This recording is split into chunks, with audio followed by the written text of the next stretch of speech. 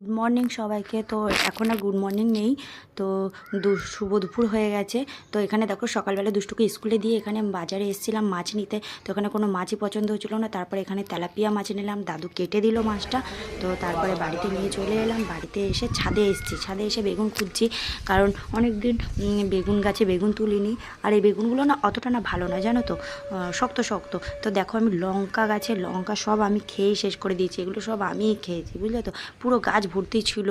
তারপরে আমি সব বেগুনগুলো দেখছিলাম কোন বেগুনটা তুলবো, দুটো বেগুন নেব, তো কোন বেগুনগুলো নেব সেটা বুঝতে পারছিলাম না, এগুলো ছোটো ছোটো, ওই জন্য আর তুলিনি। তো এই দেখলাম একটু শক্ত শক্ত হয়ে গেছে, তার জন্য এইটা তুললাম। আর একটা বেগুন লাগবে, তো আর একটা বেগুন আমি এখানে ছিঁড়ে নিলাম। তো এই দেখো দুটো বেগুন ছেড়েছি।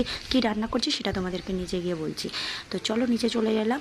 নিচে এসে মাছগুলোকে আমি ভালো করে ধুয়ে নেবো। আর এই পেছনটা তোমাদেরকে দেখাচ্ছিলাম, আমাদের পেছনে না পুরো আম বাগান, বুঝলে তো, আর খুব হাওয়া দেয় গরমকালে।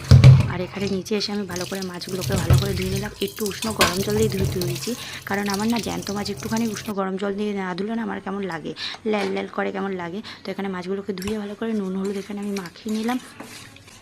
আর সকালবেলা না একদমই ভিডিওগুলো পোস্ট করার টাইম পাইনি, কারণ সকালবেলা একদম তাড়া থাকে, তো রান্না করি। আর এখানে দেখো, এই দেখো নিম পাতা বেগুন দিয়ে আমি ভাজবো, বাজার দিয়ে নিম পাতা কিনে নিয়ে এসেছি, আর ওই দুটো বেগুন। আর এখানে আমার ভাত ফুটে গেছে। তো আমার ভিডিও তোমাদের কেমন লাগে, তো টাটা।